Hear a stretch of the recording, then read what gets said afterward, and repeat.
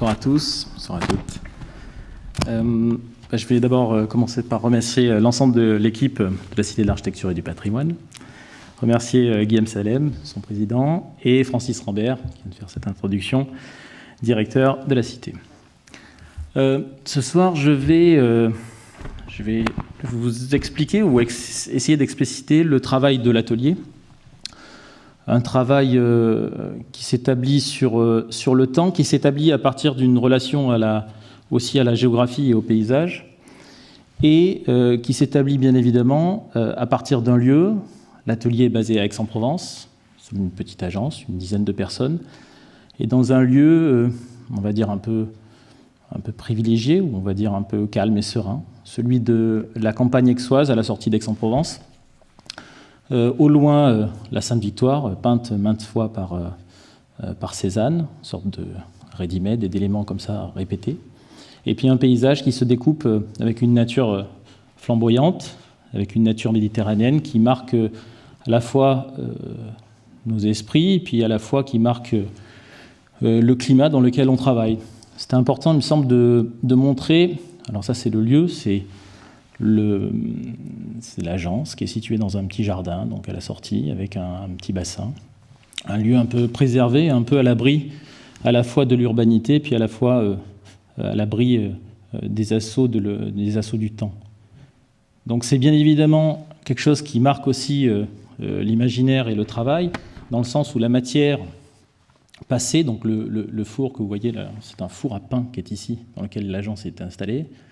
Et c'est un four à pain du XVIIe siècle, donc avec tout le temps qui vient passer sur ce bâtiment, avec l'ancien anneau dans lequel on accrochait les chevaux pour amener le grain, et la farine surtout, et puis cette matière qui vient abîmer, user, fabriquer finalement le regard que l'on porte tous les jours. Donc c'est l'ancienne entrée du château de la Mignarde qui est située juste au-dessus, que je ne vous montrerai pas, et qui est ici et qui permet d'accéder directement dans le jardin et dans le bâtiment. Donc le travail de l'agence est centré sur la question de la matière et sur la question alors, notamment de ce que j'appelle l'intelligence de la main, c'est-à-dire le travail en maquette et en matériaux réels qui nous permet d'expérimenter en réalité et d'un point de vue émotionnel et sensible, l'architecture. Donc ça passe bien évidemment par des maquettes, vous voyez, d'essais de béton et de terre, de mélange. Ça passe par des matériaux qui viennent nourrir l'imaginaire des projets, puis ça passe par des maquettes à différentes échelles, celle-ci à l'échelle 1 par exemple, ou des échelles un peu plus larges. Et tout ça fabrique un paysage à l'intérieur de l'agence qui bien évidemment nous nourrit, qui est foisonnant, qui est un peu expressif et qui part un petit peu dans tous les sens, mais qui est celui d'un atelier presque artisanal. Et c'est quelque chose que je revendique comme étant un élément essentiel dans le travail de l'architecture, dans le sens où l'artisan travaille avec sa main et dans lequel l'artisan cherche à travailler avec le rapport du corps et de l'architecture. Donc ce que je disais, ça passe bien évidemment par le travail de la matière. Donc là, on voit des exemples, par exemple, qu'on a fait pour un concours où on a testé différents matériaux pour dessiner non pas une façade, un rectangle qu'on aurait déposé sur une planche, mais plutôt quelque chose qui s'apparenterait à l'expression à la fois d'un béton lisse, d'un béton rugueux, foncé, qui attirerait la lumière, qui attirerait la température d'une manière plus forte. Et tout ça, forcément, ça nourrit le projet. Autre élément essentiel, c'est la question de l'accumulation. Donc c'est ce que je montre à travers cette image ici, où on voit, on va dire, la production de quelques années, avec une certaine quantité de maquettes qui sont là en fait pour témoigner réellement de l'accumulation du savoir du projet et qui permettent d'avoir une sorte d'imaginaire constant qui permet de rester au sein de l'agence. Chaque projet qui est fait est conservé finalement, en tout cas l'image que l'on en produit, et il vient accumuler un certain savoir et il vient finalement prouver davantage que la question de l'architecture est aussi une question de matérialité, de poésie, mais également une question de sensibilité. Donc une fois que j'ai essayé d'expliquer ce qui était notre travail à travers ces quelques exemples de l'agence et du lieu dans lequel nous travaillons, c'est l'idée aussi de cette matière et de définir la matière comme un élément qui prend le temps. Donc là, l'image que je vous montre, c'est la carrière de Bibémus, qui est à la sortie d'Aix-en-Provence, qui est le lieu dans lequel on a extrait la pierre au XVIIe et XVIIIe siècle pour construire l'extension d'Aix-en-Provence. Donc on voit ici les tracés et les sillons creusés par l'objet qui vient sculpter et qui vient extraire la pierre. Et on voit la nature, donc le travail sur à la fois une géographie et une architecture qui vient se confronter à la nature, qui vient reprendre comme ça petit à petit une place.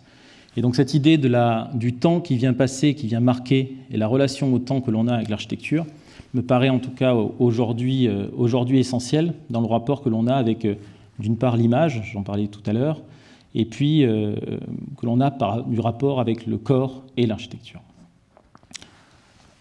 Ça passe donc par la question de la matière, mais ça passe aussi par la question du paysage et le regard que l'on porte sur le paysage.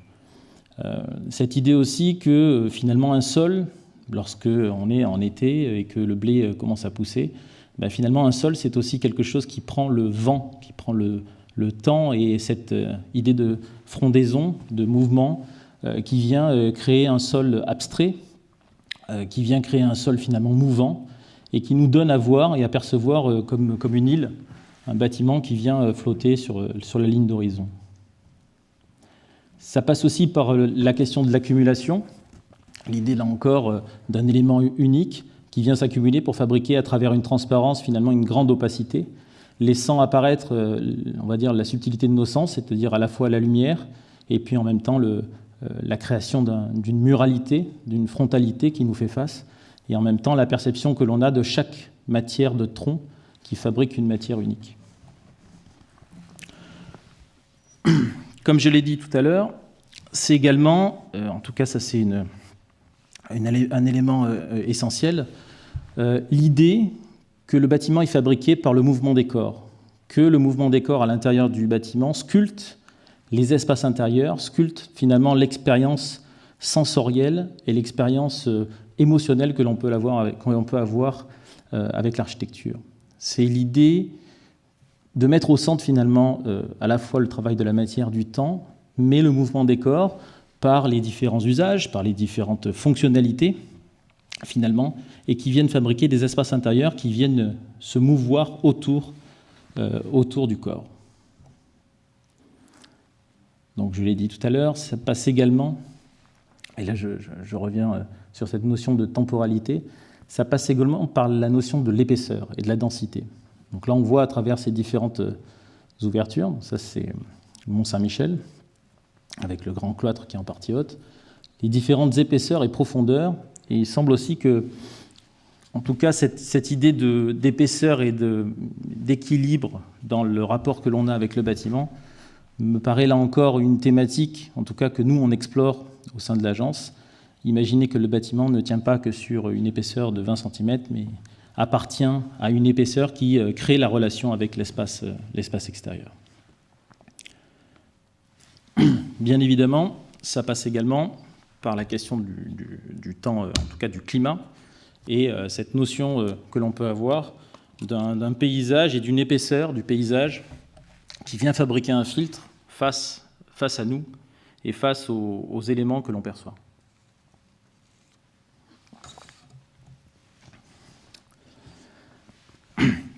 La question de la matière, c'est également la question de sa fabrication, du tracé et de la traçabilité, de la manière dont on va fabriquer cette matière.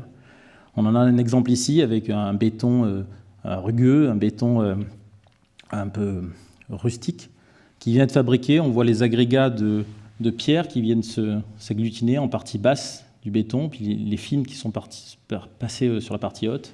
Et tout ça fabrique une peau, fabrique une matière qui vient prendre, là encore, avec le temps, les mousses, la rugosité du temps, qui vient finalement lui faire prendre une autre dimension, qui est une dimension plus proche de nous, sans doute, et qui vient finalement donner, là encore, une idée de l'épaisseur du temps qui nous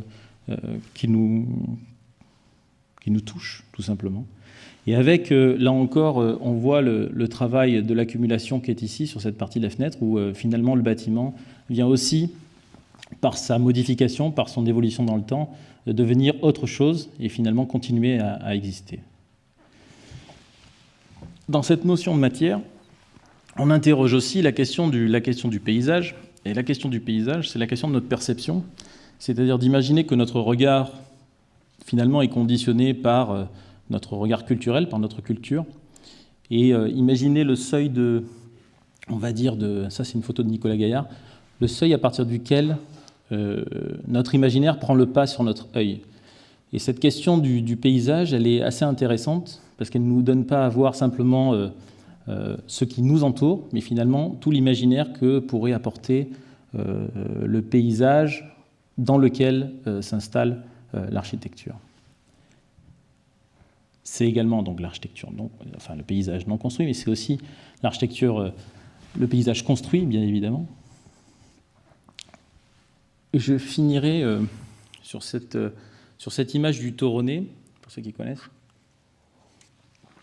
qui est l'escalier de sortie de la chapelle, et qui était assez intéressante pour là encore une autre notion liée au temps, qui est celle de l'usure, qui est celle de la patine, celle finalement du mouvement permanent des corps qui sculptent, qui usent, qui poncent, qui donne cette sensation à la pierre d'être presque un élément froid, d'être presque un élément presque glacé, qui vient par le travail de la lumière nous donner, là encore, à percevoir une architecture toute simple, qui met simplement au cœur le passage régulier de l'homme et de l'escalier, enfin de la montée, qui nous permet d'accéder à la lumière extérieure.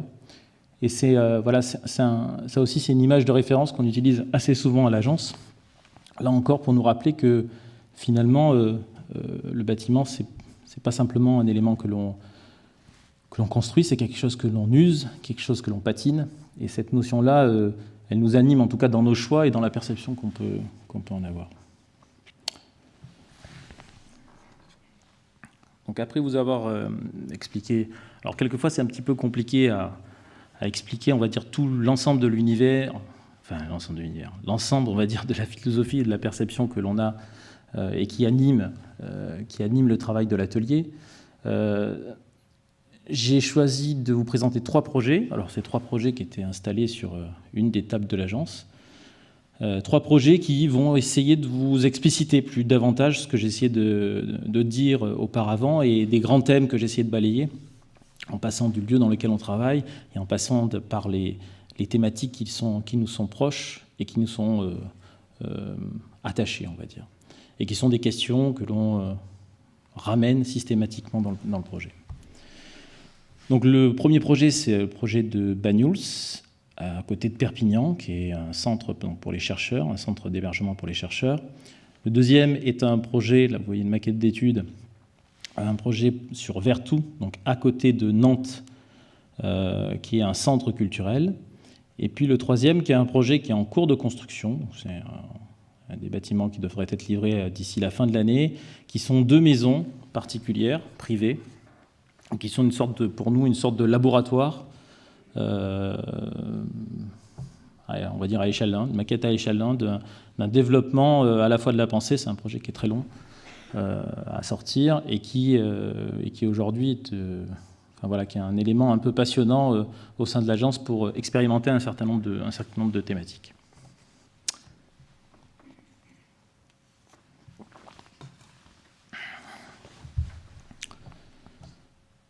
Donc, pour commencer, le centre d'hébergement, l'observatoire océanologique de Banyuls à Perpignan, et qui est directement rattaché à l'université de Pierre et Marie Curie, laboratoire Arago, qui est sur Paris, qui est sur Jussieu.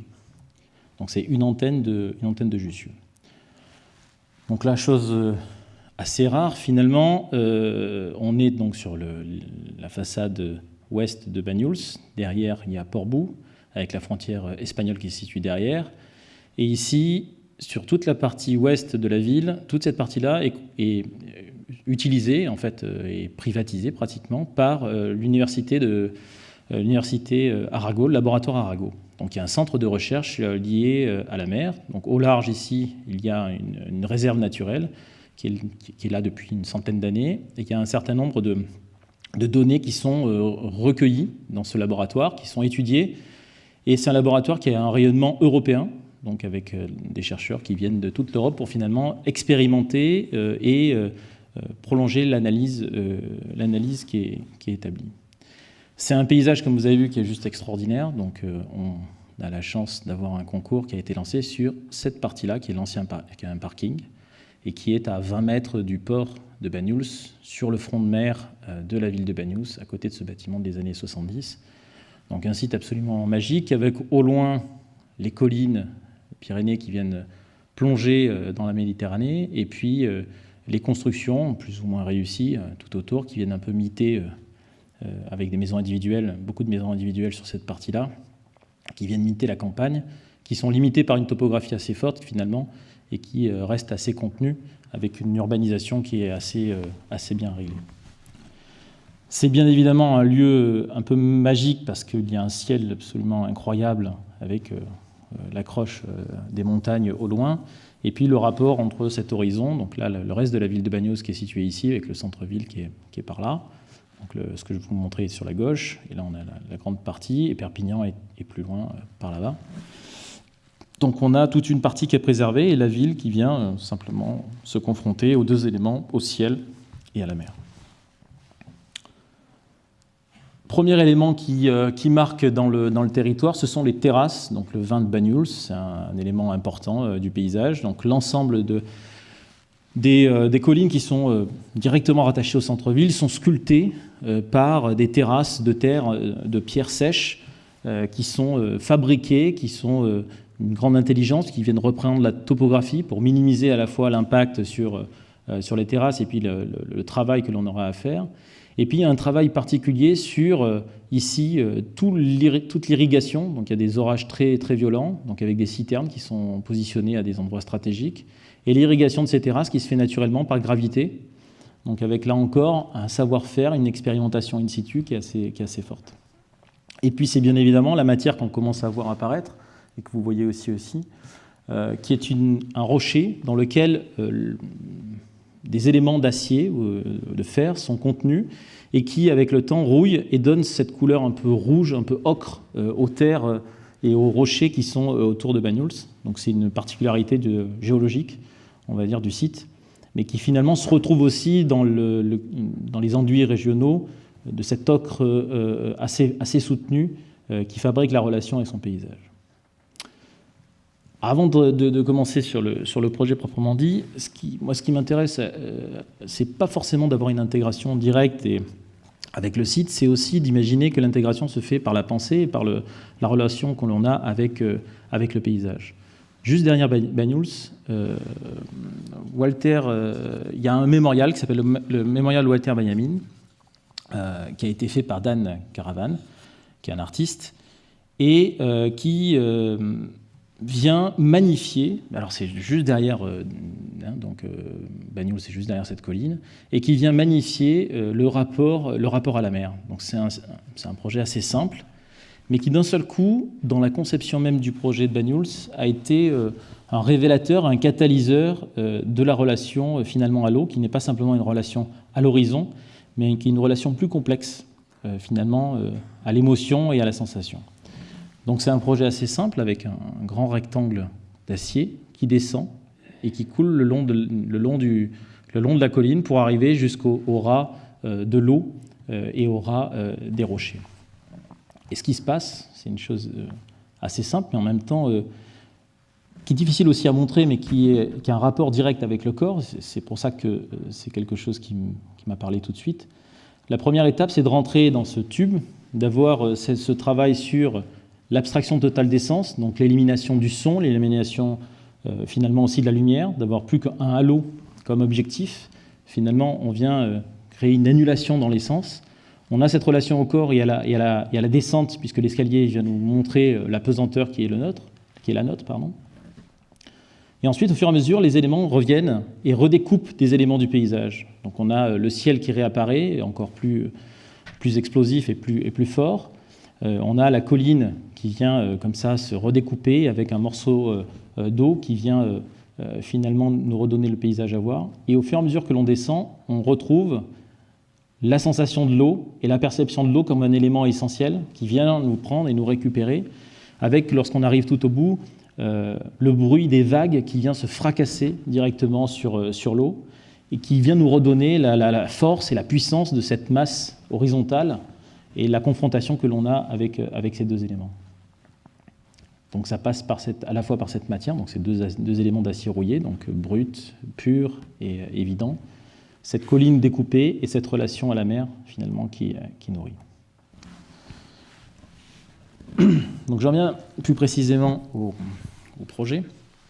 Donc on a le centre-ville de Banyuls qui est situé ici, on a le port de Banyuls qui se développe ici, et toute la partie, on va dire, du laboratoire est située sur cette partie-là. Au centre se situe le centre d'hébergement.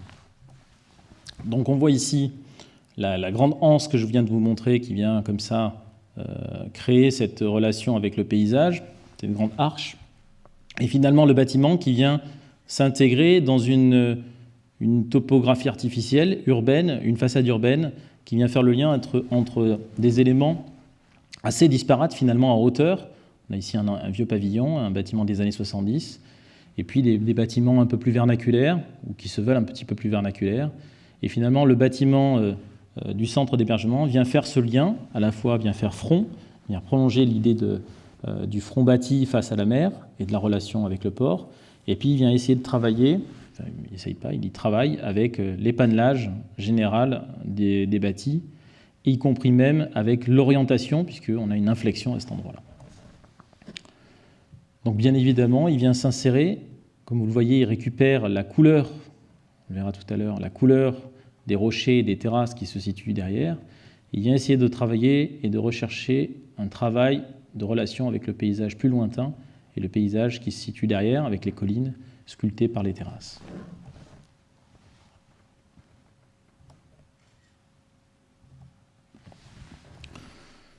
Donc le programme est assez simple, on va dire. Donc l'accès, que vous avez vu tout à l'heure, le port est sur cette partie devant. L'accès se fait et s'établit à partir d'une épaisseur en perspective, d'un hall d'entrée, de locaux techniques liés à la plongée et liés au centre de recherche, et ensuite de locaux techniques liés davantage à l'usage du centre d'hébergement. À l'étage du dessus, donc les noyaux sont situés ici, 2 noyaux qui montent jusqu'à la partie haute, et puis 2 noyaux de service. Sur la partie arrière ici, le restaurant, sur la cuisine, et sur la partie avant, le restaurant avec 2 salles, ce qu'on appelle VIP, puisque c'est des salles qui sont réservées à des chercheurs bien particuliers pour faire des travaux indépendants, et puis une grande salle de restaurant qui s'ouvre sur le paysage avec une grande terrasse que vous avez pu voir tout à l'heure. Et ensuite, à l'étage, c'est un programme qui est assez simple, assez rigoureux, assez tenu, à la fois économiquement et puis à la fois dans le programme pur. Donc on a une série de chambres qui se juxtaposent avec les 2 noyaux que vous avez vus en bas qui montent, 2 couloirs qui viennent accéder à de larges terrasses. Je dis larges parce qu'on les a forcément augmentées. Là encore, dans la question de l'usage et dans la question de la praticité, ces terrasses deviennent finalement des lieux de sociabilisation, c'est-à-dire ça devient des terrasses habitées, ça devient des terrasses dans lesquelles on est en communauté, c'est-à-dire en travail permanent, et la chambre ne devient plus qu'une cellule dans laquelle on vient dormir. Je reviens là encore sur la notion d'intégration dans le paysage et à l'intérieur du paysage par le travail de l'érosion. Donc on a essayé d'établir sur la partie du sous-sol, donc la partie du rez-de-chaussée, qui est entièrement enterrée, donc fabriquée par un talus assez épais et assez dense, dans lequel on vient rentrer et qui nous rappelle le travail d'Alan Caravan dans cette notion d'épaisseur et dans cette notion de découper le paysage comme un élément essentiel. Donc c'est ce qu'on voit sur cette image-là. L'entrée du bâtiment se situe en rez-de-chaussée ici, et l'ensemble du rez-de-chaussée est rempli compacté par la terre, et le bâtiment vient se poser comme un élément que l'on pourrait venir glisser, et on rentre dans cette épaisseur de béton, dans cette épaisseur dans cette densité, autour d'un poteau central qui a été travaillé et bouchardé de manière à retrouver une matière brute. Et on a l'ensemble des éléments de mur qui sont laissés en béton brut et qui viennent rappeler, par le travail du reflet, le travail du paysage qui se prolonge. C'est ce qu'on voit à travers cette coupe. Donc on a la colline qui vient descendre sur la partie inférieure, avec la partie du hall d'entrée. Ici, le restaurant avec la grande fenêtre, l'ensemble des logements qui se développent sur les 4 autres niveaux, et la partie arrière qui est dédiée à la cuisine.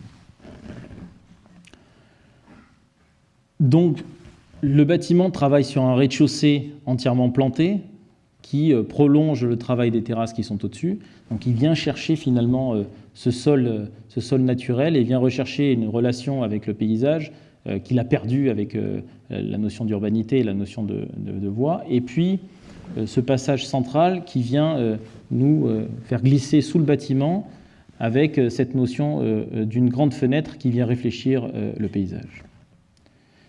Par le travail de l'inflexion et de l'angle, là encore, l'inflexion de l'ensemble du port est ressentie à travers ce joint creux qui vient dessiner finalement la relation que l'on a avec la colline et le poids et la pesanteur. Une des questions qui se posait, c'était la notion de répétition. Donc ça, c'est une artiste que j'affectionne particulièrement, c'est Vera Molnar, qui travaille sur la répétition. Donc c'est un travail qui est fait de manière informatique. Donc on a à la fois une notion de répétition, de vibration, d'éléments presque faits manuellement, qui vient mettre en résonance et créer cet effet cinétique. Et puis en même temps, on a la répétition d'un module, d'un élément qui vient générer une forme de rigueur. Donc cette question-là, elle se posait bien évidemment par rapport à la façade et par rapport surtout à la question de la chambre et de la répétition de la chambre.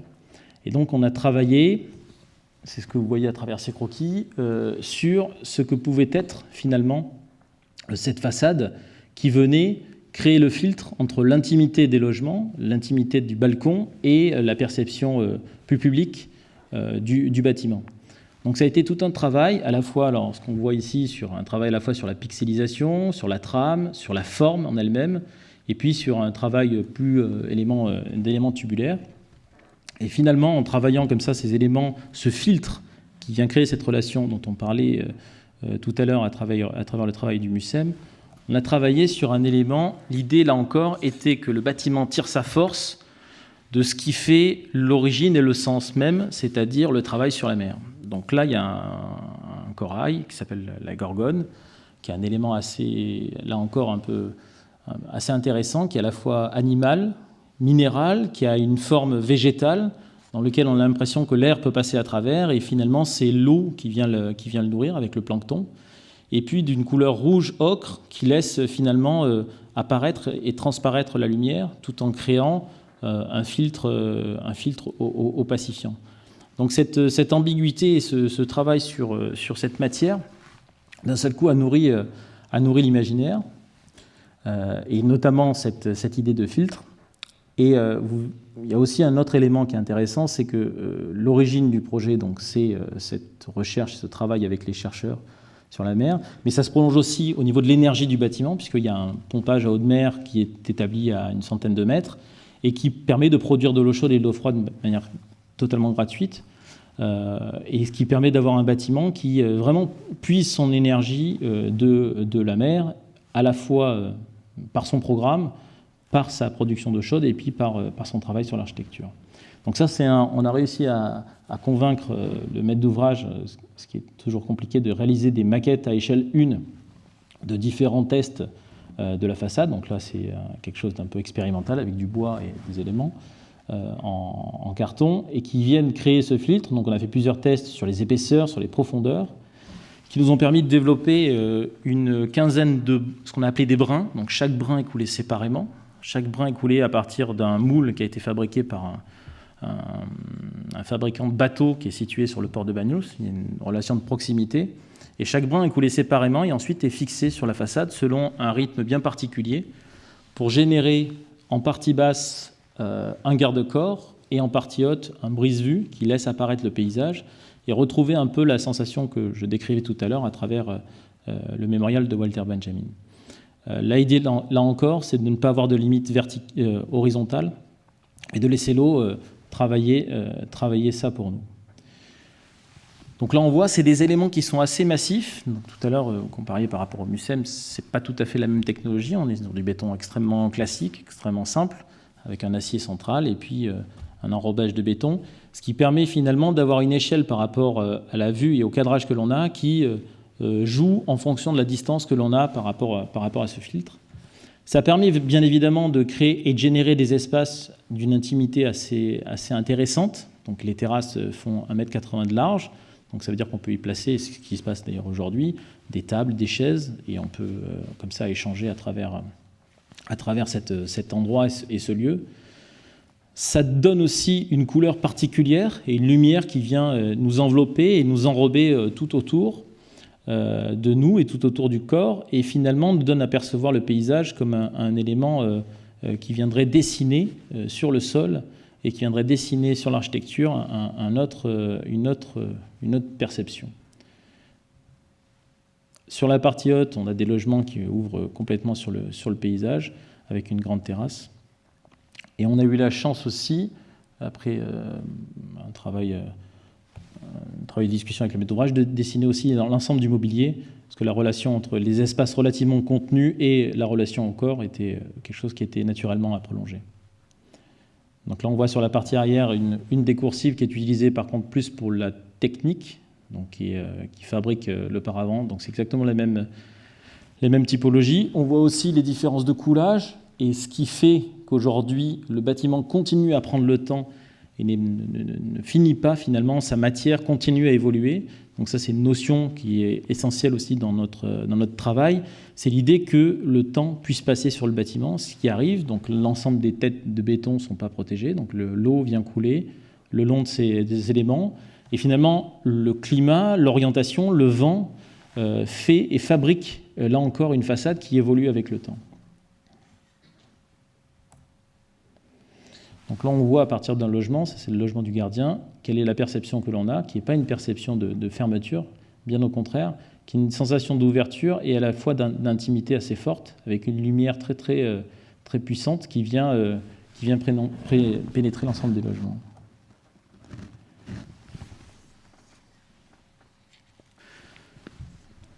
Dans le programme, il y avait un élément essentiel qui était celui du restaurant, qui devenait un élément de présentation et d'expression, on va dire, de l'événement que pouvait être la venue à Banyuls. Et du coup, le restaurant devenait une grande fenêtre, un grand cadrage sur le paysage. Donc là, c'est un travail qu'on a amorcé avec à la fois des pans réfléchissants qui viennent réfléchir le paysage à l'intérieur de la grande fenêtre, et puis cette grande fenêtre urbaine qui ouvre depuis le restaurant directement sur le port. Donc c'est un travail d'interruption de la trame qui vient générer cet événement, qui vient générer finalement à la fois les éléments réfléchissants sur le côté qui viennent réfléchir l'ensemble du paysage, et puis la transparence relative, puisqu'on est façade nord, sur la partie du restaurant. Donc du coup, on va dire la confrontation entre l'intimité des logements fonctionne assez bien. L'événement du restaurant vient mettre en exergue finalement le paysage comme un élément essentiel, et l'intimité des logements, gérée par cette résille et cette trame, vient finalement donner de la perception avec une relation un peu sensuelle à la courbe des différents éléments qui viennent redonner une échelle plus domestique à ce bâtiment.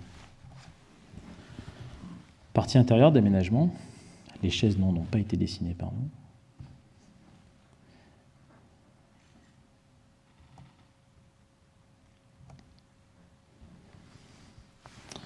Les coquelicots non plus n'ont pas été dessinés par nous.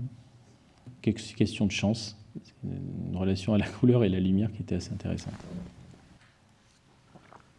Donc, deuxième projet que je vais vous présenter, qui est le centre culturel Cours et Jardin à Vertou, dans la banlieue dans la banlieue qui est à 10 km de Nantes, qui est qui est situé, donc Nantes est ici, la Loire, et donc ici Vertou, qui est situé à une dizaine de kilomètres après le premier périphérique nantais, et qui est situé le long de la Sèvre.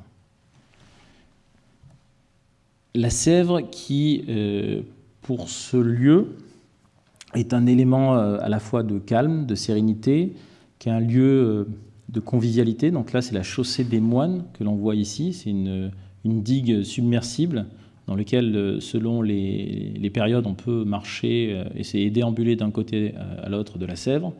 Et puis, c'est un endroit d'un très grand calme, voilà, d'un lieu de promenade, un lieu un peu préservé, à côté de Vertou, à quelques mètres du site sur lequel on travaille.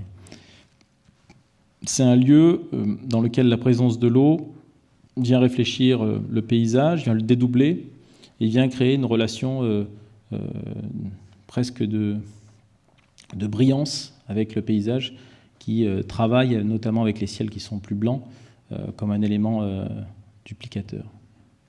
L'autre élément qui marquait un peu le paysage de Vertou, c'est son église. Une église en pierre, c'est une pierre qui a construit une partie de Nantes, c'est la pierre de Tuffeau, donc c'est une pierre blanche, crayeuse, et qui, alors c'est notamment le clocher qui est fabriqué avec cette pierre, qui fabrique à la fois le toit, qui fabrique à la fois les ouvertures, les contreforts, le mur, et qui marque de son empreinte patrimoine nantais et le patrimoine de toute la région nantaise.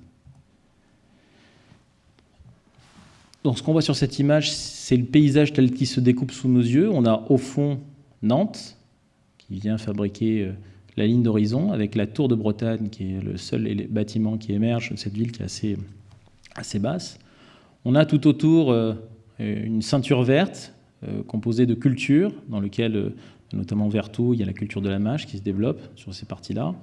Et puis un pavillonnaire qui vient tapisser réellement la totalité de la banlieue de Vertou, avec son centre-bourg, et qui vient fabriquer comme ça une succession d'éléments.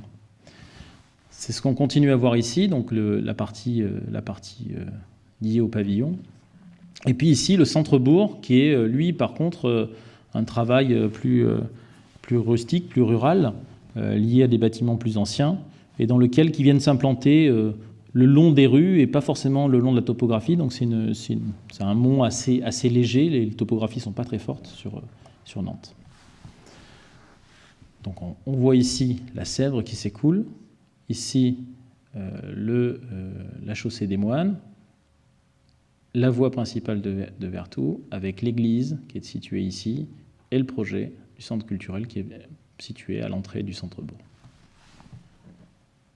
Tout autour, les cultures dont je parlais, qui fabriquent cette ceinture verte et qui fabriquent une partie de l'économie de Vertou et des environs.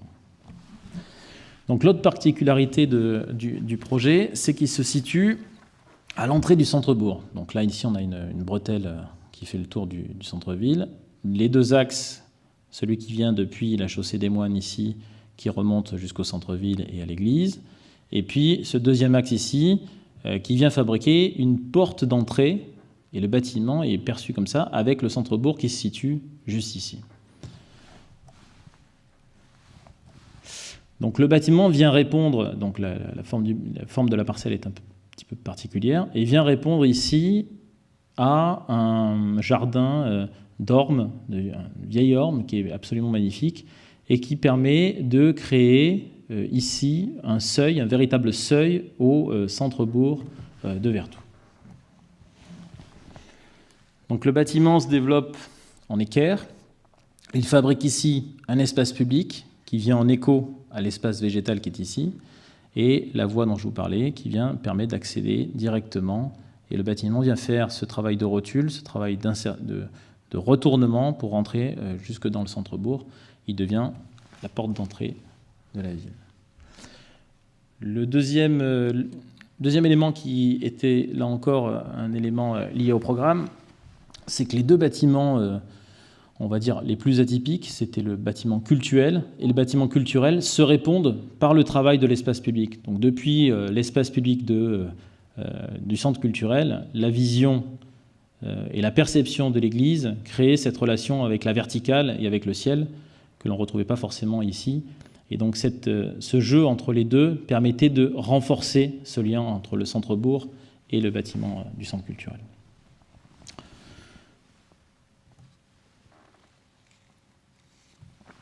Donc je disais, il y avait une pente assez légère, mais il y avait une pente suffisante, et c'est une partie, notamment un des éléments qui nous a fait gagner.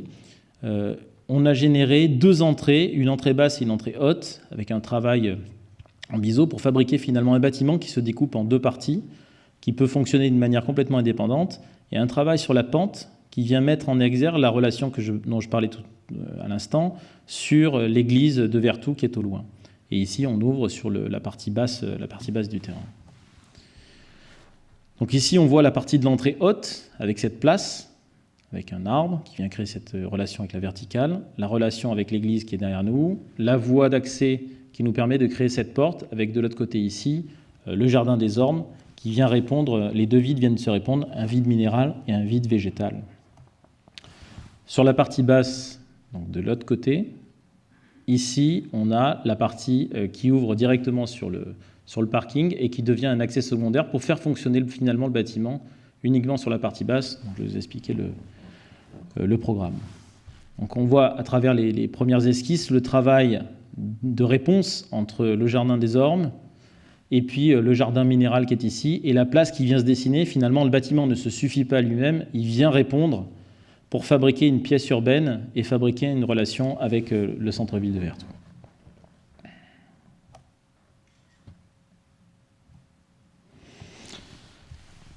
Le programme de Vertou est assez exemplaire. Alors, un centre culturel, c'est un programme qui est relativement simple, relativement évident, mais en même temps, Vertou, et en tout cas la ville de Nantes, lui donnait une dimension un petit peu différente. C'est que l'ensemble des équipements autour de Nantes sont des lieux de spectacle, donc des lieux avec une grande capacité, et dans lesquels des troupes professionnelles viennent finalement se produire. Et la ville de Nantes a mis en réseau l'ensemble de ces salles de spectacle, et il manquait dans le réseau un bâtiment qui serait susceptible d'accueillir des troupes professionnelles pour finalement répéter les spectacles qui allaient être joués dans ces salles de spectacle qui étaient en périphérie de Nantes. Et donc il y a une synergie, donc le centre culturel prenait une dimension différente puisqu'il devait accueillir des troupes professionnelles. Et c'est le lieu de rencontre entre les associations locales, l'association de la ville de Vertou et des environs, et des troupes professionnelles qui viennent pour répéter leur spectacle.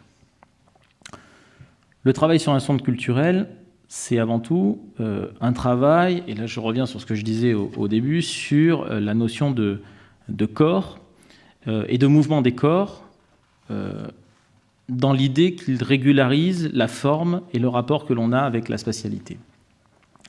Donc ça se passe par la notion de théâtre, ça se passe par la notion de danse, et par aussi la notion de musique. Donc le programme se décompose de la manière suivante. On accède depuis la partie inférieure.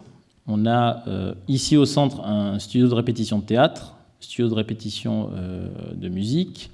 Ici, des locaux techniques liés au chauffage et au refroidissement du bâtiment, et des studios d'enregistrement qui sont situés sur cette partie-là.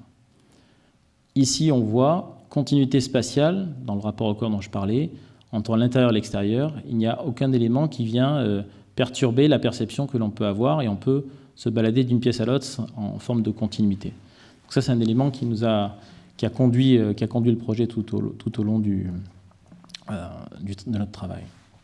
Je reviens là-dessus. Ici, on a donc depuis le hall d'entrée bas, depuis ce parvis, ici, un escalier qui permet de monter à l'étage avec un ascenseur ici. Lorsqu'on arrive à l'étage, on a ici le hall d'entrée, l'accès principal que vous avez vu tout à l'heure, avec la place qui vient répondre aux ormes qui sont ici. Ici, on a un bassin qui vient faire référence à la Sèvre toute proche, et en tout cas au travail de l'horizon et au travail de la ligne horizontale. Et puis, on a ici 2 salles de danse classiques, les vestiaires qui y sont attenants, et sur cette partie-là, une salle de spectacle qui, à la fois avec des gradins rétractables, devient aussi une salle pour de la danse en chaussons ou de la danse en chaussures qui peut être mis en place. Et ensuite, une scène avec une arrière-scène, ici 2 loges qui permettent de créer des spectacles avec une capacité correcte pour la ville de Vertou, mais dont les dimensions et dont le travail des matériaux et de la qualité des matériaux qu'on a mis en place est celle que peuvent utiliser des troupes professionnelles. On a des locaux techniques qui sont situés ici en rotule. Donc là encore, les espaces sont continus, se prolongent et permettent véritablement de créer cette continuité que l'on va voir qui se prolonge aussi également sur le travail de la toiture.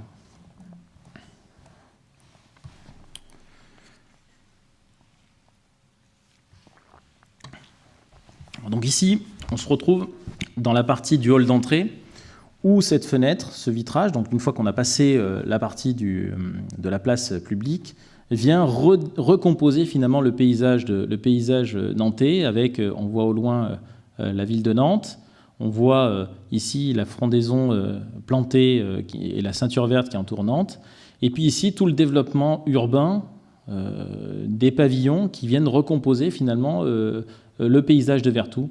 Et tout ça fabrique la relation que nous avons à la fois avec l'église de l'autre côté lorsqu'on se retourne et que l'on voit cette grande verticale, et lorsqu'on est au cœur du bâtiment avec l'horizontale. Donc le rapport, là encore, au corps est au centre des préoccupations.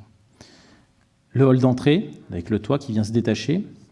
Donc la continuité spatiale, elle se travaille à la fois par le mouvement et par le déplacement à l'intérieur des espaces de circulation, mais elle s'établit aussi par le travail de la toiture qui fait écho avec les espaces de distribution. Elle vient se sculpter et se travailler dans l'épaisseur, donc les grands vitrages qui viennent cadrer dans les 4 directions, avec ici sur votre gauche la place.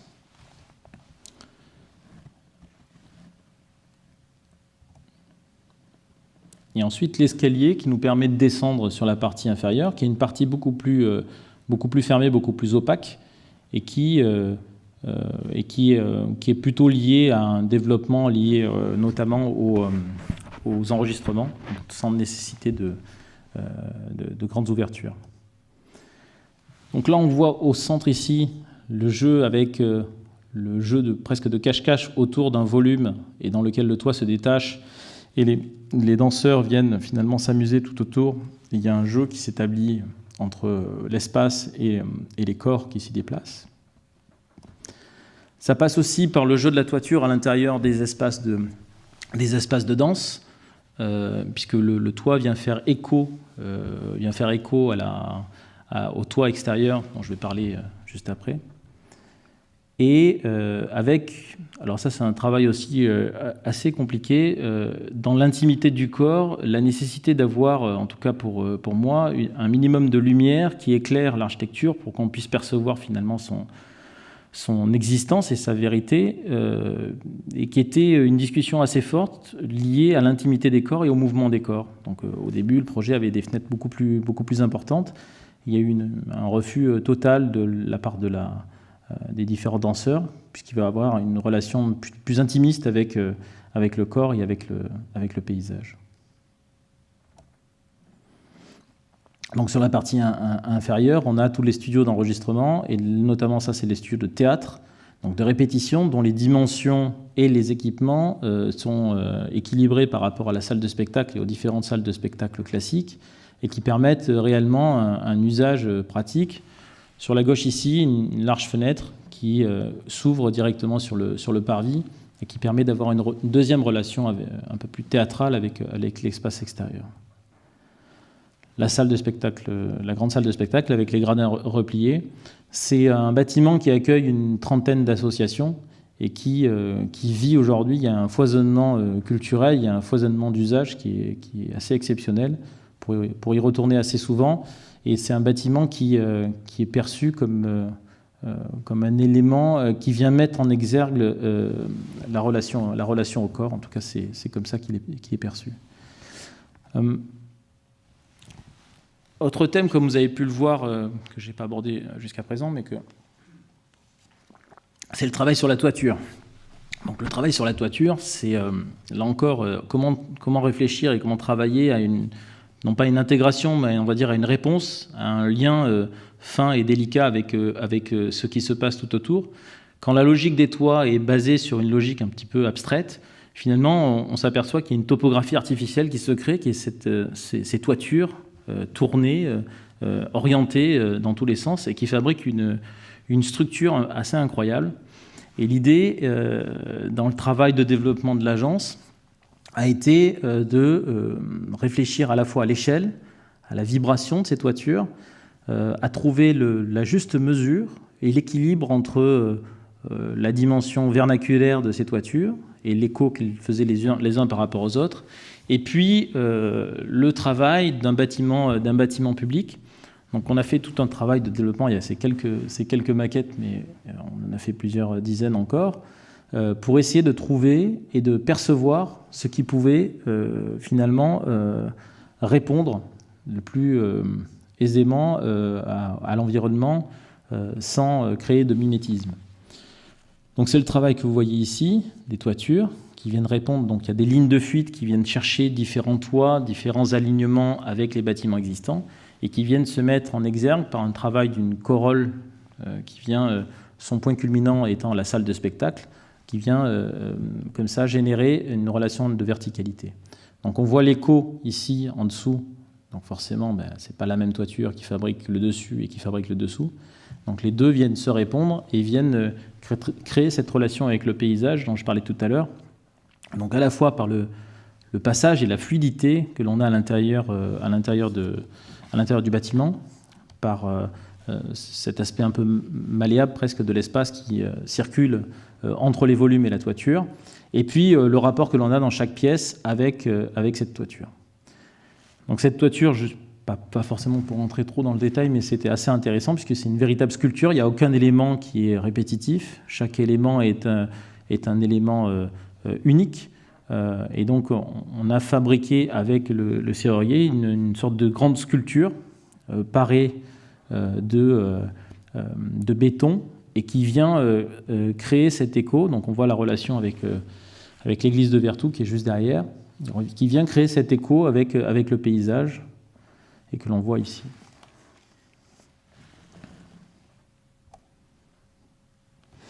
Donc sur cette photo, on voit la place qui vient se creuser dans l'épaisseur comme une sorte de grand volume plein et massif que l'on viendrait excaver, creuser dans l'épaisseur pour retrouver l'espace public et la relation au ciel, avec en face sur votre gauche le jardin des ormes. Donc cette grande minéralité avec cet arbre frêle, presque fragile, qui vient de mettre en exergue la matière dont je vais parler juste après, et le travail sur cette fenêtre creusée qui vient amorcer le travail sur le corps qui se développe à l'intérieur, et le toit qui vient faire, donc c'est ce qu'on voit ici, vient faire écho aux différentes toitures, qui vient chercher des alignements, qui vient chercher un certain nombre d'éléments de référence sans mimétisme, mais en créant simplement un univers, une relation fine avec ce qui l'entoure. Donc dans cette image, on voit le creusement, l'épaisseur, ici, avec le parvis, et la fenêtre au loin qui recompose le paysage. Donc depuis ce parvis ici, on voit à la fois ce paysage horizontal se développer sous nos pieds, et puis la verticalité de l'église de Vertou. Comme j'ai intitulé la conférence, et là encore c'est quelque chose qui vient, alors quelquefois pas forcément à l'origine du projet, mais qui vient nourrir la forme même du bâtiment. Forcément, la pierre de tuffeau qui fabrique les églises et qui fabrique les bâtiments patrimoniaux de Nantes, eh bien, c'est quelque chose qui m'a intrigué, qui m'a intéressé et qui me semblait être intéressant de réutiliser. Difficulté forcément des techniques d'aujourd'hui, la pierre de tuffeau est trop sableuse et trop complexe à utiliser. Et donc, il a fallu travailler sur une autre typologie de pierre. Mais ce que je retenais, c'est la visite des carrières, et notamment des carrières creusées, qui sont absolument magnifiques, où à la fois on trouve ce plafond sculpté, presque naturel, où on a un rocher qui vient découper le ciel, et puis des pans entiers lacérés, des murs, qui fabrique, là encore, un creusement et une épaisseur. Et c'est ça qui m'intéressait dans la carrière du tuffeau, cette relation au creusement, à l'évidement, et qui nourrit notre imaginaire. J'ai travaillé à la fois sur ce creusement et ce travail sur la pierre, et notamment sur la couleur. Donc là, ce que vous voyez, c'est un travertin blanc, et l'intérêt de ce travertin, c'est que c'est une pierre qui, à la fois, a une dureté assez importante, qui est assez solide, qui est assez dure, qui prend les marques de l'outil qui le fabrique. Donc on le voit à travers la scie qui vient fabriquer les sillons et qui finalement laisse sa marque, ce qui, moi, me semblait intéressant. Et puis c'est aussi une pierre qui est remplie de creusements, de cavités, fabriquées par des pliages successifs de sable qui fabriquent par sédimentation une pierre. Et donc il y a une forme de souplesse, il y a une forme de sensualité dans cette pierre qui est assez intéressante, avec un côté légèrement satiné qui donne cette sensation, cette envie de le toucher. L'autre élément essentiel, et que vous allez voir, qui a été travaillé aussi dans le détail des couvertines, c'est ces cavités, ces creusements, qui deviennent les éléments qui viennent prendre le temps. J'en ai parlé sur Banyuls tout à l'heure. Fabriquer un bâtiment et imaginer qu'il n'a qu'une seule image et qu'il perdure pendant toute sa vie, c'est, à mon avis, une fausse idée, ou en tout cas c'est une idée pas forcément maîtrisée de la question de l'architecture. Et donc là, ces cavités viennent se remplir, viennent se nourrir de mousse, et qui fabriquent une nouvelle façade, qui fabriquent une nouvelle géographie, et qui fabriquent, donc là on voit le bâtiment. Donc le bâtiment est construit sur une épaisseur de 8 cm, avec un béton, isolé par l'extérieur pour des questions thermiques, on va dire des questions d'aujourd'hui, de thermique, qui fait qu'on a le bâtiment qui est entièrement enveloppé, et qu'il a des performances thermiques très fortes. Et puis, ces 8 cm d'épaisseur de pierre qui sont raccrochés par des équerres en inox et qui fabriquent cette peau à la fois dure, solide, et qui prennent cette notion de temps. Donc on voit ici toutes ces cavités qui fabriquent une géographie, qui fabriquent un dessin sur la façade, avec un travail particulier sur le joint. Donc là encore, l'élément essentiel, on va dire 5% de la façade est fabriquée par le joint, donc on a travaillé sur ce joint de manière à le creuser légèrement et à fabriquer une ombre suffisamment douce et délicate pour laisser la pierre exister. Ça passe aussi forcément, et ça c'est un élément récurrent, par un dessin, donc par un calpinage, par un dessin précis avec une numérotation de chaque pierre pour avoir suffisamment de variation et suffisamment d'équilibre dans la pose. Et donc ça donne cette peau à la fois douce, soyeuse, dense, épaisse, qui fabrique la relation au sol, la relation tellurique avec le sol, et qui fabrique finalement la relation que l'on a avec le paysage proche, puisque tout ça devient un véritable écran dans lequel se projettent les ombres des bâtiments qui sont tout autour, et qui fabrique, avec cette idée là encore d'une toiture qui vient répondre à la topographie artificielle du site, mais une toiture qui est presque un élément presque excavé, creusé, enlevé, brillant, avec un béton qui lui par contre là est ciré, et qui fabrique cette relation presque de coupure avec le ciel, qui vient découper comme ça un skyline et mettre en exergue du coup la pierre. Ce qu'on voit à travers ces photos aussi, c'est que forcément, il y a beaucoup de pluie du côté de Nantes et de Vertou, c'est pas une nouveauté. Et le travail, là encore, du détail, le travail de la couvertine a été un travail que l'on voit ici commencer à apparaître, de laisser courir les os, alors une partie des os, parce qu'il y a une partie qui est reprise par un joint creux qui est derrière, mais une partie des os qui, finalement, altère la façade et, par la porosité de la pierre, viennent nourrir ce dont je parlais tout à l'heure, c'est-à-dire les mousses et l'évolution du bâtiment au fur et à mesure.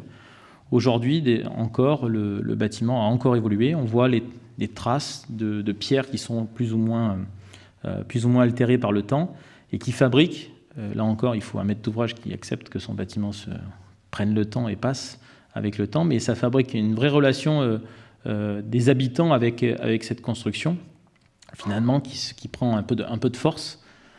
Et qui travaille avec, là encore, le rapport que l'on a avec le corps, avec l'homme, avec son vieillissement et son temps, et qu'on retrouve dans cette pierre et qu'on se retrouve dans ce bâtiment, avec les grands cadrages qui sont, eux, fabriqués, là encore, comme expression de la vérité, non pas vérité structurelle, mais en tout cas venir exprimer la relation architectonique avec la pierre, le soubassement en pierre plus large et les encadrements qui sont en béton.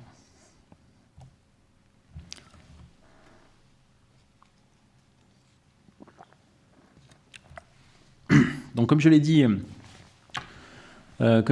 tout à l'heure en commençant la conférence, le dernier projet que je vais vous présenter, c'est un projet entre guillemets expérimental, c'est un laboratoire, on va dire. La maison individuelle, elle peut être un véritable laboratoire à partir du moment où on a des clients qui sont réceptifs, des clients qui comprennent la question de l'architecture, tout en se posant la question de l'usage, la question de l'habiter aujourd'hui. Et c'est ce que j'ai fait à travers 2 villas, 2 maisons qui sont côte à côte, de 2 associés. Et 2 maisons dont l'aventure a commencé il y a maintenant 7 ans.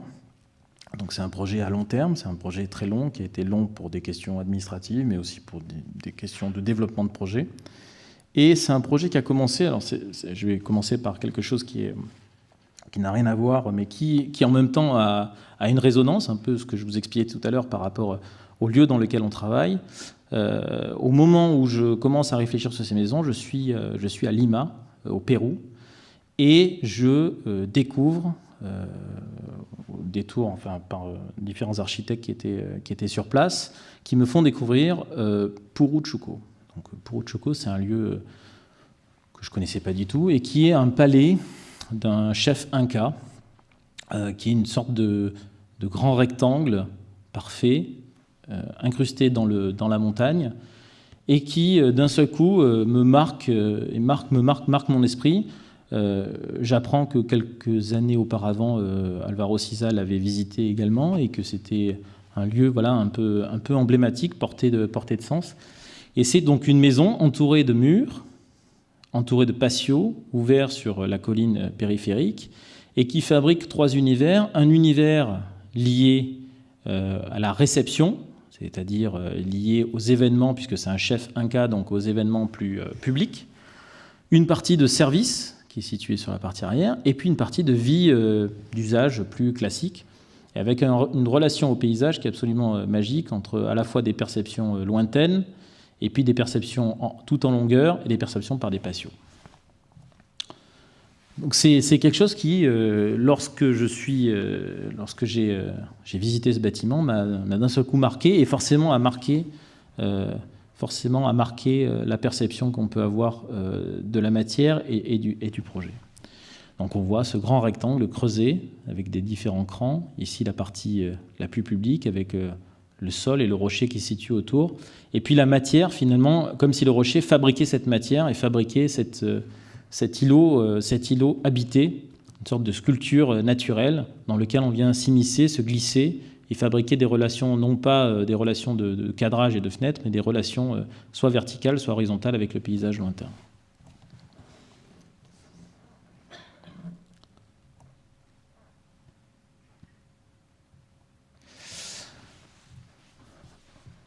Donc cette première perception ou sensation, d'un seul coup, elle se confrontait au site, qui est un site assez exceptionnel dans le sens où il est entouré de végétal et qu'il n'est emprunt à aucune construction. Donc construire au milieu on va dire d'une campagne ou d'un élément sans accroche, on va dire urbaine réelle, c'est toujours une complexité. Donc on a quelques arbres qui fabriquent des frondaisons, on a un bassin qui est en partie basse, ici ce bâtiment qui a été détruit, et puis une maison qui est située sur la partie haute. On a le golfe, qui est une topographie, une géographie qui est fabriquée, donc avec des talus qui sont liés non pas à la géographie naturelle, mais qui sont liés au jeu purement et à la technique pure. Et puis tout autour, une forêt absolument magnifique, avec au loin, là on ne le voit pas, mais le Pilon du Roi et toutes les montagnes qui entourent Aix-en-Provence. Donc c'est à côté, c'est à la sortie d'Aix-en-Provence, c'est à l'ouest d'Aix-en-Provence, non loin de la ville, c'est à 4-5 km de la ville, dans un endroit vraiment privilégié, ouvert sur le sud, avec un calme et une sérénité qui est assez déconcertante. Et donc, s'est posé, là encore, donc, ce premier souvenir qui était le plan de Poruchouko, que j'ai vécu, parce que c'est quelque chose que l'on vit en photo, c'est pas forcément quelque chose que l'on perçoit, mais être dans la matière et dans l'épaisseur de la matière telle que c'était, c'est quelque chose qui nourrit. Et puis je me suis souvenu là d'un voyage à Vicence, et d'un voyage à Vicence qui m'a fait découvrir la Villa Rotonda, qu'on dit tous à l'école, mais qui m'a fait découvrir surtout la relation que pouvait avoir finalement la construction avec son paysage, à la fois d'une manière centrifuge, avec la relation du paysage qui vient finalement encercler et qui vient contenir le bâtiment dans une forme pure et contractée, minérale, blanche, et dans son rapport qu'il a avec le végétal, plus malléable, avec des formes beaucoup plus souples. Et finalement, cette relation avec un bâtiment du XVIe siècle qui crée une relation avec le paysage qui me semblait intéressante. Et puis l'autre élément, lorsqu'on visite la Villa Rotonda, parce que là encore, l'étudier, c'est une chose, c'est bien évidemment le fameux carré à 9 cases, mais c'est surtout la perception complexe et multiple que l'on a lorsqu'on en est au centre du bâtiment, avec cette relation au paysage dans les 4 directions, la relation là encore avec le corps, la perception dans les 4 directions, dans les 4 plans cardinaux, et puis cette gradation dans la perception du paysage jusqu'à la loggia, jusqu'à la relation avec la topographie, et là encore avec le corps, que l'on a avec le paysage alentour qui vient se découper en fonction des orientations et du mouvement que l'on va avoir. Avec les espaces de service qui finalement deviennent des espaces presque secondaires, en tout cas qui viennent nourrir l'épaisseur de la relation que l'on a avec le paysage. Donc ces 2 exemples-là m'ont vraiment marqué, avec là encore, donc tout à l'heure je vous l'ai dit sur Poruchouko, cette relation à la matière qui est fabriquée, sculptée, le béton qui est, enfin la terre qui est malaxée, qui est comprimée pour fabriquer les murs, très épais, très denses. Et puis la relation aussi à la construction de Palladio en pierre, là encore en travertin blanc, cette matière qui est très intéressante.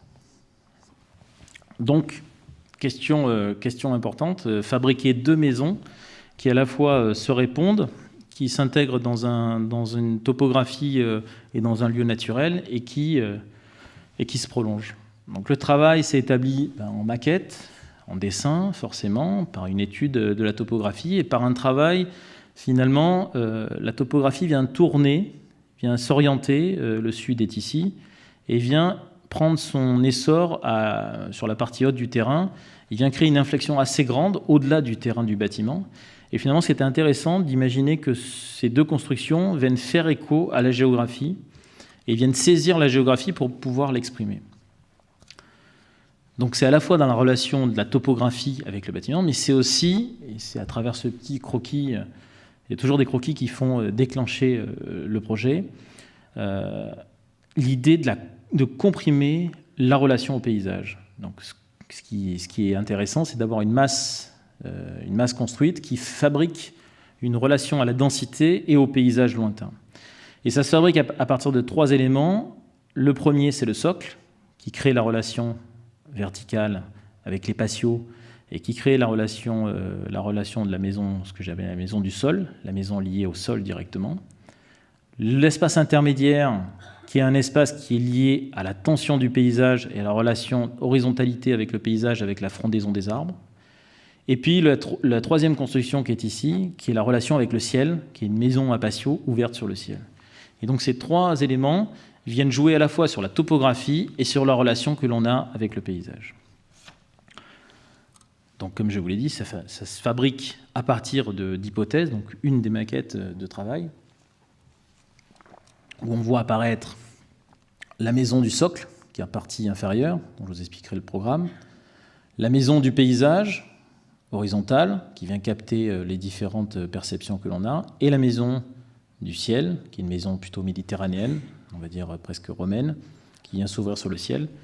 Et celle-ci, qui a une relation un petit peu différente, avec, vous allez le voir un peu plus loin, avec un éperon, avec une forêt qui est au loin, et une relation avec le lac qui est juste en dessous, enfin, un petit étang qui est juste en dessous.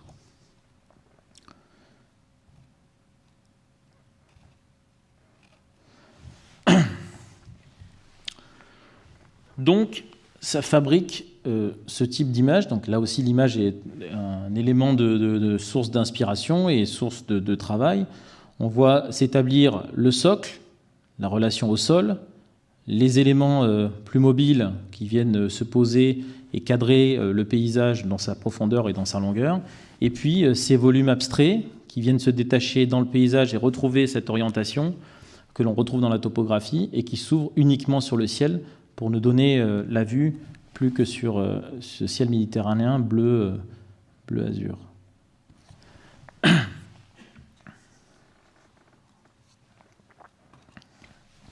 Donc on voit apparaître les deux maisons, leur socle, ici, sur cette partie-là, les éléments de programme dont je vais parler tout de suite, et puis la maison sur le ciel, qui est ici, cet élément-là, qui vient de se superposer. Et donc les deux maisons à la fois sont différentes, et puis travaillent sur la même thématique. Donc c'est le même concept, j'aime pas le mot concept, mais en tout cas c'est le même travail sur le paysage et sur la relation du paysage, sauf qu'à travers à la fois le caractère des clients, et puis à la fois aussi à travers la relation que l'on a avec des paysages différents, puisqu'ici on est orienté nord-ouest sur l'étang, et ici on est orienté nord-sud, est-ouest, donc c'est une orientation cardinale parfaite, une orientation qui permet d'être une sorte de point de repère. Donc on voit le travail sur la topographie, avec cette descente qui vient descendre qui vient mourir jusqu'au bas du golfe, la relation de cette maison avec la forêt qui est toute proche, et la relation avec l'ouverture que l'on a ici, et puis cette maison qui vient, donc les deux maisons viennent en suspension, là encore, avec le paysage, puisqu'on a un étage surélevé, et qu'on n'a pas de relation directe avec le sol. La relation avec le sol s'établit donc depuis le haut du terrain, donc la photo que je vous ai montrée tout à l'heure était en partie basse, et donc depuis le haut du terrain, on voit au loin l'extension de la ville d'Aix-en-Provence, la Durane, qui est une partie de territoire qui est assez nouvelle et qui est assez récente, dans lequel les deux associés ont leur bureau, donc il y a une relation là aussi presque sensible entre les deux. Et puis ici, les deux volumes qui viennent prendre l'inflexion, donc on voit l'inflexion du sol, et qui viennent se nourrir de l'épaisseur du sol, de l'épaisseur de ce paysage qui vient se fabriquer. Donc on a le golfe qui vient finalement l'encercler avec le paysage qui vient saisir réellement les éléments. Quelques croquis des différents tests de matière. Là encore, le travail sur le béton que vous avez vu, c'est un travail sur à la fois la rugosité et puis le travail sur l'aspect presque tactile du béton. Donc, l'ensemble des bétons, vous verrez tout à l'heure à travers une photo, a été entièrement reponcé avec un spontex de manière à éliminer les fines et à trouver une matière assez douce dans lequel le toucher est un élément essentiel. Ce n'est pas un béton qui est d'une forme rugueuse, c'est un béton qui appelle plus à la sensualité et à l'accroche d'une lumière plus douce. Donc ici, on a le principe de la maison dont je parlais tout à l'heure. Partie inférieure ici, la maison du sol, avec des patios qui éclairent ces différentes parties. Ici, la maison du paysage, avec la tension, la masse qui vient se fabriquer juste au-dessus, avec cette maison qui vient s'ouvrir sur le ciel. Et donc ici, on voit la technicité de la maison qui est assez complexe puisque minimale, donc tous les éléments techniques sont cachés, sont dissimulés, donc il y a tout un travail de dissimulation de la technologie et de la technique, notamment par un travail d'une épaisseur de plancher technique qui vient nourrir à la fois la partie basse et la partie haute du projet, afin de ne voir aucun élément technique dans la maison. Sur la partie de devant, vous le verrez tout à l'heure, ici une grande piscine qui vient faire cette relation, un travail sur le saut de loup, cette relation avec le paysage suspendu et la frondaison des arbres qui fabrique une nouvelle topographie dans la maison. Donc le programme, c'est un programme un peu atypique. Donc le rectangle fait 30 mètres par 30 mètres, donc c'est des maisons qui sont très très grandes. Pour éviter toute nuisance de véhicules, les véhicules rentrent à l'intérieur, donc à travers deux portes en béton qui sont coulées dans le même béton que les murs et qui sont des portes sur pivot, donc une sorte de murs qui viennent pivoter, qui permettent de rentrer à l'intérieur du bâtiment. On a l'ensemble des places de parking qui sont ici. Ici, des locaux techniques liés à l'usage du bâtiment, refroidissement, etc. Et l'entrée de la maison se fait par le sous-sol sur cette partie-là. On a ici des chambres des chambres pour les amis, des chambres pour les enfants, pour les invités, une salle de cinéma et une très grande cave à vin qui est située ici. Tout ça se fabrique à partir d'une épaisseur, donc on passe à travers un mur en béton qui fait 70 cm d'épaisseur et qui vient créer cette relation avec l'intensité et la densité. Un bassin ici qui vient récupérer la lumière du sud et qui vient donner cette idée de l'épaisseur et de la profondeur dans la maison du sol, de rentrer dans cette notion de fraîcheur aussi que l'on peut retrouver dans les maisons et cette notion de cloisonnement. Ici, un grand patio qui vient éclairer sur 6 mètres de haut et qui vient éclairer les parties basses par un travail des bétons blancs qui vient réfléchir la lumière jusqu'en partie inférieure. Ce que vous voyez ici, ces grands modules ici, c'est les arbres qui sont plantés à l'étage supérieur. Donc le principe des maisons est assez simple, il est juxtaposé sur les deux. 4 grands blocs qui contiennent les programmes liés à l'usage, on va dire, plus simple des chambres. Donc ici, les chambres des enfants, avec leur propre salle de bain, leur circulation ici. Ici, la master bedroom, qui travaille sur un patio intérieur, une salle de bain. Ici, un dressing. Et là, la grande chambre qui ouvre sur la piscine qui fait 30 mètres de long et qui vient créer cette relation avec le paysage. Ici, la partie bureau et fumoir. Sur cette partie-là, la partie cuisine. Donc on a les 4 unités qui fabriquent 4 blocs en béton massif et qui viennent fabriquer un intérieur et un extérieur en une seule unité. Ensuite, ces 4 blocs permettent de fermer 1, 2 et 3 et 4 éléments de vitrage qui, eux, coulissent dans l'épaisseur des murs et disparaissent. Donc on voit, celle-ci vient disparaître ici, celle-ci vient disparaître là, celle-ci vient disparaître derrière ici, et celle-ci vient disparaître là, pour laisser finalement les 4 orientations libérer le salon. Donc ici, une bibliothèque avec un escalier d'accès que vous avez vu tout à l'heure, la bibliothèque et le salon et la salle à manger qui vient se développer dans les 4 directions avec nord, sud, est, ouest, et les jardins qui se développent sur chacune des terrasses. Donc on a une sensation à la fois de fermeture, comme vous avez vu sur l'extérieur, avec des profondeurs assez importantes ici de vitrages et de fenêtres, et puis finalement une grande liberté lorsqu'on est au centre, puisqu'on a tout le paysage qui vient rentrer dans les 4 directions dans le cœur de la maison. Au-dessus, on va le voir maintenant, se situe le grand volume, qui est cette maison à patio, on va dire, maison du ciel, qui vient donner le cadrage vertical sur le ciel d'azur. On rentre ici par cet escalier et on a une circulation périphérique continue autour, comme un patio, comme un cloître, et on vient au centre libérer un grand espace central ouvert sur le ciel, qui est un grand patio vitré de chaque côté, dans lequel on annule l'essence et la relation avec le paysage que l'on a découvert en dessous et qui vient créer cette densité. 2 chambres d'amis ici et 2 salles de bain ouvertes sur des patios qui sont situées ici, et les chambres d'amis qui s'ouvrent au nord, avec, on voit au loin, la frondaison des arbres qui apparaît. Donc, comme je l'ai dit tout à l'heure, le béton est la question de la matière et la question de la fabrication de cette maison, elle a eu plusieurs étapes, et notamment le béton.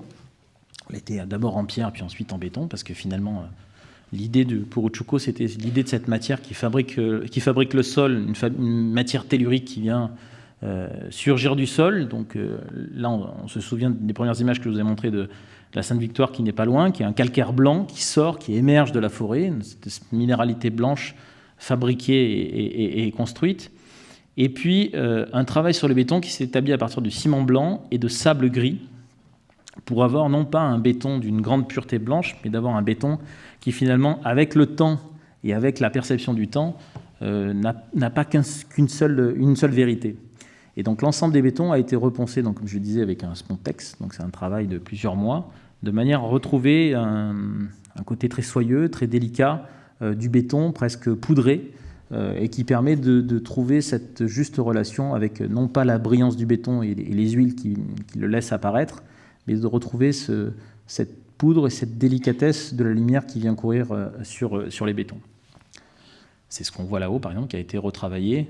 Donc on voit toute la brillance des bétons qui a été établie à partir des banches qui fabriquent qui fabrique les coffrages, et finalement le travail sur la matification de ces éléments et l'absorption de la lumière qui donne cette douceur, qui donnera cette douceur. Là, vous voyez pas. Donc là, on voit ici la boîte dont je parlais à l'instant, qui est celle ici des bureaux, de la cuisine, les réservations pour les vitrages, on est en cours de chantier, ça c'est il y a quelques mois déjà, et puis les vitrages qui viennent découper dans les 3 directions, et derrière nous une quatrième, c'est difficile de les prendre en photo, en même temps, qui viennent découper le paysage, à la fois la forêt qu'on voyait ici, et puis au loin, le paysage.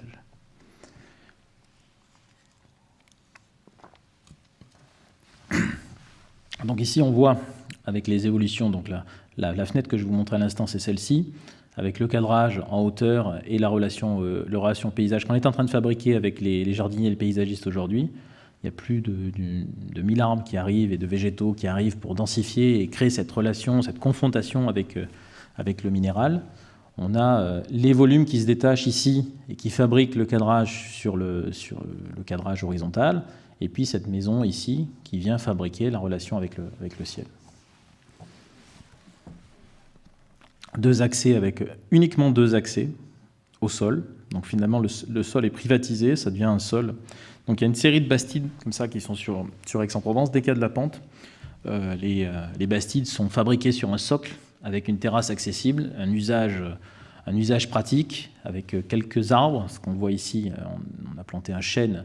La plupart du temps, c'était des platanes qui fabriquaient l'ombre et la fraîcheur nécessaires à l'usage des terrasses lorsqu'on est en été. Et puis la maison qui vient se poser sur ce socle, ce qu'on va fabriquer ici.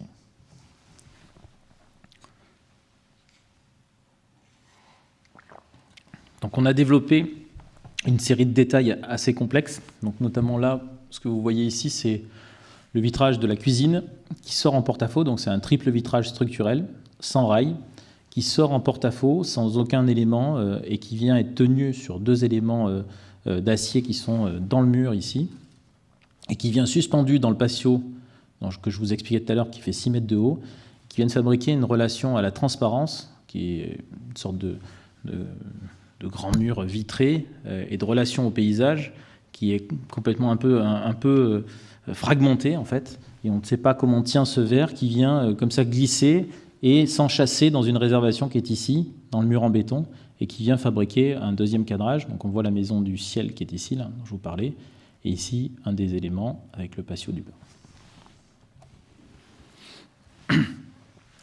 Donc là, malheureusement, c'est pas fini, donc il faut imaginer les choses. Ici, un petit salon d'été. L'arbre, donc ça c'est une photo un peu plus ancienne, l'arbre dont je vous parlais qui a été planté ici. La chambre, la partie des enfants qui est ici, et la master bedroom qui est située là, avec cette maison, et la relation avec le paysage que l'on a ici.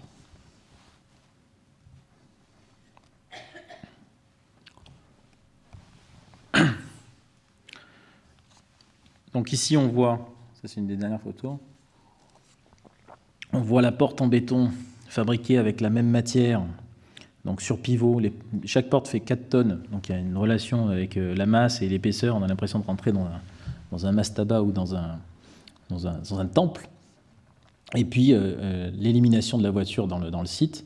Et puis la terrasse suspendue avec la grande piscine qui s'établit sur toute la longueur et qui va créer un bassin miroir avec une relation avec le paysage qui, je l'espère, lorsque ce sera fini, ça sera incroyable.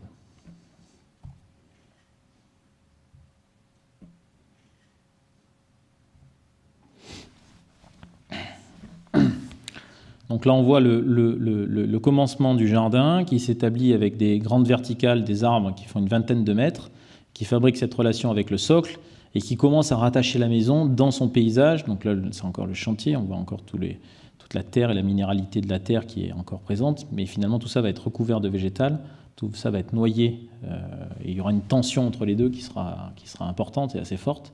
Et la fenêtre qui vient se dessiner ici avec cette relation tendue, horizontale, avec le paysage. Donc je parlais tout à l'heure de maquettes, on travaille aussi bien évidemment en 3D, on fait des tests. Donc ça c'est la bibliothèque qui est en creux et qui est sur la partie arrière et qu'on a développé sur un travail d'estrade avec une relation, là encore, à l'est, sur la fenêtre de l'est, qui vient chercher là la limite entre le végétal et le ciel et qui vient créer un lieu de calme et de sérénité dans lequel le paysage vient se saisir et dans lequel la lumière vient nourrir le bois, qui est un chêne sablé et qui est un vernis mat, qui vient comme ça adoucir la lumière pour créer cet endroit un petit peu plus reclus et proche. Donc je passe sur le travail de la matière. Donc ça, c'est les patios des salles de bain, qui sont travaillés avec de la pierre de valse, qu'on connaît tous, pierre qui est utilisée Zumthor. Le travail sur le béton, dont j'ai parlé tout à l'heure, qui vient se définir. L'idée aussi de conserver les trous de banche comme des éléments qui fabriquent, ainsi que les lignes de construction, parce qu'on aurait très bien pu travailler sur l'élimination de ces lignes-là, travailler sur ce qui a construit le bâtiment et non pas la vérité, mais en tout cas la fabrication, c'est-à-dire la main de l'homme et la main et l'outil qui a fabriqué le bâti. Donc là, on voit, ça c'est la master bedroom, donc il y a une fenêtre qu'on a développée avec des fabricants, qui est en fait une fenêtre à guillotine qui descend, donc c'est des dimensions qui sont absolument gigantesques, et qui descend dans le sol, qui vient s'effacer dans le sol, et l'eau vient mourir jusqu'au ras de la fenêtre, ce que vous ne voyez pas ici, mais bientôt, ça sera le cas, et qui vient prolonger l'idée de l'étang qui est en partie inférieure, avec ce grand bassin qui vient créer, donc là il y aura des différents stores, qui va créer des reflets, des perceptions différentes dans cette chambre, et qui va donner cette relation un peu mouvante avec le paysage. On se languit rapidement de remplir, donc la totalité de ce bassin est en pierre de valse, donc en pierre verte, légèrement foncée, ce qui va donner une eau assez comme un ruisseau, l'idée d'une eau assez pure et assez fraîche, et qui va nourrir à la fois la perception qu'on a du paysage, la relation qu'on va avoir avec le paysage, et puis la lumière qu'on aura à l'intérieur de la pièce. Donc là, on voit une photo de la semaine dernière commencer à se dessiner justement ces grands cadrages, l'annulation de l'usage avec les grandes portes qui viennent rentrer à la fois ici, sur cette partie-là, dans la partie enfant, et puis dans cette partie ici, dans la master bedroom, et qui viennent donner donc le béton qui pénètre de l'intérieur à l'extérieur, donc un travail sur la captation et le glissement du paysage à l'intérieur, et puis en même temps d'être au cœur de la masse, dans l'épaisseur, pour fabriquer cette relation au paysage et cette densité dont je parlais tout à l'heure, c'est-à-dire comment fabriquer cet horizon végétal avec cette masse et cette densité. Donc on a des vitrages qui sont très très grands, on ne perçoit pas forcément l'échelle, et qui sont électrifiés et qui coulissent discrètement dans l'épaisseur du mur et qui viennent disparaître pour ne laisser plus que la structure comme élément essentiel. Donc les photos vont évoluer. On a la pierre au sol qui vient fabriquer ce rapport à la minéralité dont je parlais tout à l'heure, et puis ce béton qui vient créer cette densité avec un travail sur le joint creux qui vient détacher, là encore, dans le mouvement du paysage, qui vient détacher l'architecture. Sur la partie haute, donc ça c'est la maison que vous voyez dans l'épaisseur. Donc on a 2,26 m de hauteur sous plafond, c'est un endroit qui est très serré. En bas, sur cette partie-là, on a 3,10 m, donc l'horizon est parfaitement calé sur le niveau de l'œil, 1,55 m. Donc on arrive dans un équilibre, dans un lieu très serein, très calme, très posé et qui pose le regard, ce qui est assez marrant d'ailleurs quand on le fait visiter, parce qu'il y a une relation comme ça de, pas forcément de parler et d'exprimer les choses, mais simplement de percevoir le paysage qui est autour et qui nous donne finalement à comprendre notre corps aussi et la relation que l'on a avec notre regard. Donc sur cette partie-là, le ciel azur dont je parlais tout à l'heure, qui vient d'un seul coup éclairer très fortement, et on retrouve là les origines des maisons romaines avec leurs patios, et simplement les cadrages qui se concentrent. Très compliqué là aussi à expliquer à un client privé que finalement plus on monte et plus finalement on va capter la lumière et le soleil et le bleu du ciel pour finalement retrouver le paysage en dessous, et que le paysage c'est bien si si on le contraint, et donc du coup on l'apprécie encore plus lorsqu'on le perçoit, ce qui est le cas dans cette maison, bien évidemment.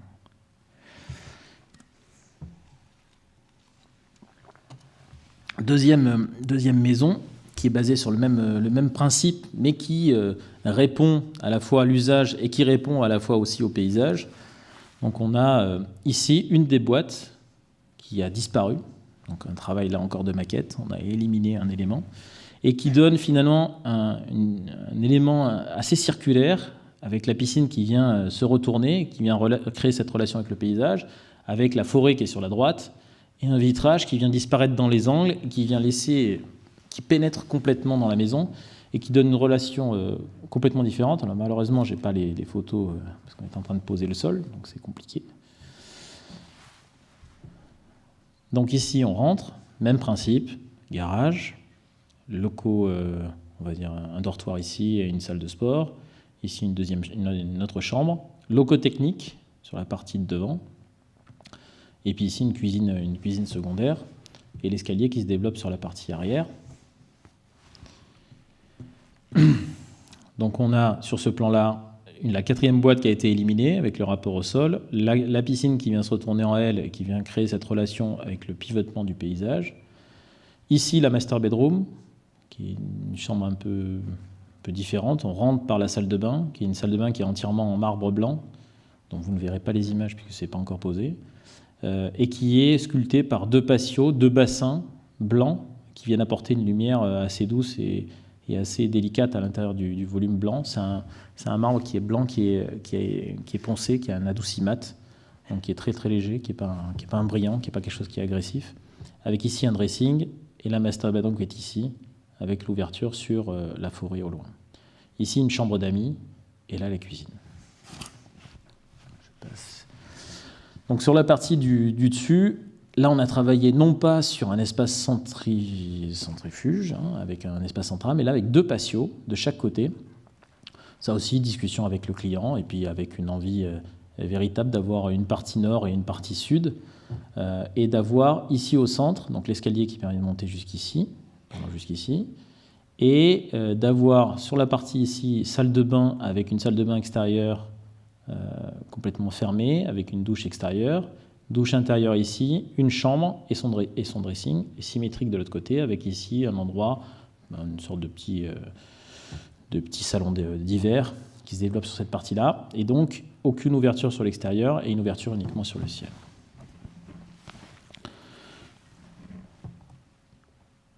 Je passe sur les dessins. Donc ce que je vous ai pas dit, parce que je suis passé assez rapidement sur cette partie-là, c'est que finalement cette maison, le plancher intermédiaire fait 70 cm d'épaisseur et elle est plus basée sur un travail sur l'infrastructure que sur une structure de maison classique. Donc les voiles sont beaucoup plus épais, les ferraillages également. On est dans une construction qui est de l'ordre davantage de l'infrastructure que de la maison. Donc là encore, c'est une expérimentation particulière sur l'usage du béton, des porte-à-faux, tout en ayant un usage classique des bétons. On n'a pas de BFUP ou de choses très complexes. C'est uniquement la structure acier et les aciers, les enrobages de béton qui fabriquent le bâtiment. Donc là, on voit l'angle dont je parlais, avec les intégrations qui commencent à apparaître, la maison du ciel qui est ici, qui vient se poser sur ce volume-là, qui est la master bedroom, avec sa grande fenêtre, et puis la piscine, avec là encore un travail particulier qu'on a établi avec le paysage, puisque la piscine est entièrement vitrée. Donc l'idée là encore, c'est d'avoir une relation avec le paysage particulière. C'est quand on est dans l'eau, finalement, on est immergé dans le paysage, à la fois depuis l'extérieur et puis depuis l'intérieur. Donc c'est une relation, on a déjà fait les tests, c'est assez incroyable de nager comme ça à travers un vitrage qui fait 4 cm d'épaisseur et qui contient la totalité de l'eau, et qui nous donne à voir finalement le paysage au loin. C'est une relation assez folle. Ici, un salon intérieur qui a été creusé dans l'épaisseur pour permettre, lorsqu'on est à la partie arrière, d'avoir une relation au paysage direct. Bon, il manque les dalles sur plot sur cette partie-là. Je passe. Bien évidemment, je dis bien évidemment, mais en tout cas, c'est ce qu'on a commencé à faire et qu'on a commencé à installer. L'ensemble du mobilier a été dessiné, intégré directement à l'architecture. Il y a très peu de mobilier, d'éléments mobiles qui viennent se rajouter. Il y a des coussins, il y a un travail sur le pliage, un travail sur le tissu, sur des éléments molletonnés, mais tout le reste est directement intégré à l'architecture. Donc c'est un travail que je ne vais pas vous montrer ce soir, mais qu'on est en train de poser, qu'on est en train d'établir, qu'on est en train de mettre en place, et qui s'établit uniquement sur le travail du chêne, soit sablé, soit creusé, soit blanchi, et qui donne à percevoir le bois dans son entièreté. Ah ben si, j'ai oublié.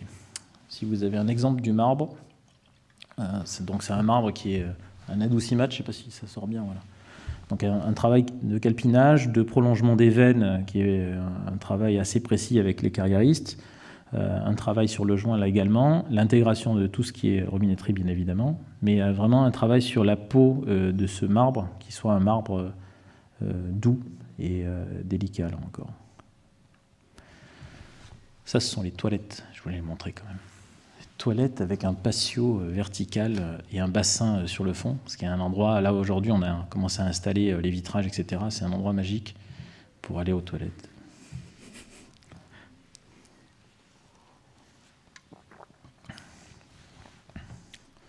Donc ce que vous voyez là, ce sont des ouvriers sécurisés, mais on n'accède pas à la toiture. Sur cette partie-là, on n'accède pas à la toiture. L'épaisseur du bâtiment est ici, l'épaisseur de 70 cm de la dalle est sur cette partie-là, et donc on voit le salon se développer avec la grande piscine qui se développe ici, la relation que l'on a avec le porte-à-faux qui s'ouvre sur le paysage. Donc là, on commence un peu plus à avancer. On a les armes qui viennent fabriquer et qui vraiment raccrochent le bâtiment à son sol, qui raccrochent réellement toute la construction et la minéralité avec le paysage méditerranéen. Sur la partie du haut, donc le patio nord qui s'ouvre sur le ciel, on voit apparaître les arbres et le ciel qui donne sa force.